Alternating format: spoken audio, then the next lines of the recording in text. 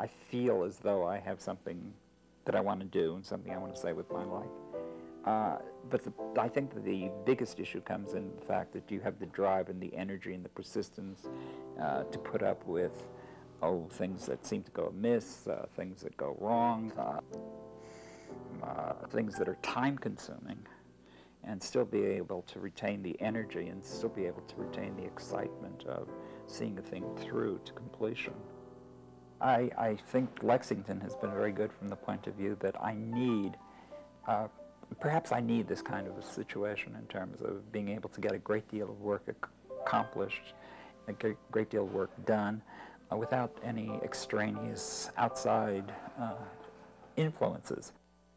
When I first started, I was obviously concerned with much the same kinds of things that young people are, with learning skills and devices and so forth. And I began to realize that this is not the be-all and the end-all. I think the thing that you have to do is learn how to grow and learn how to become comfortable with you and the world that you're building.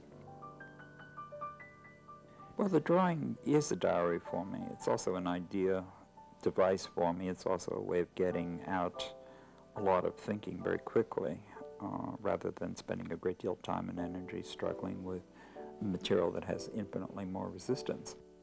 I need to work with my hands, that's for sure. I mean, it's the idea that I've always thought that if I'm going to do something, I'm going to use my hands as much as possible and get them to do the work.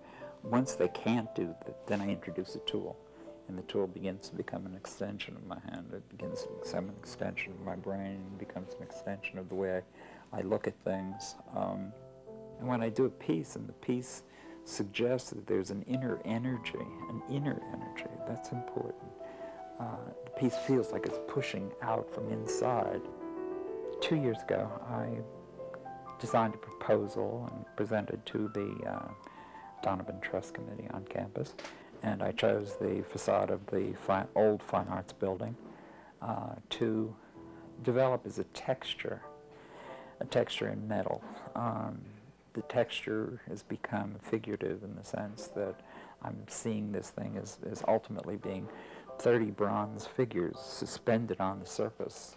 From a distance it'll read as one great big maze of, or a conglomerate that suggests the entire university's community. I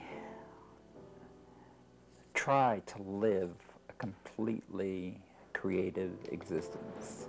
From the time I wake up in the morning, to my choice of colors, to my relationship with my family, to my relationship with people around me.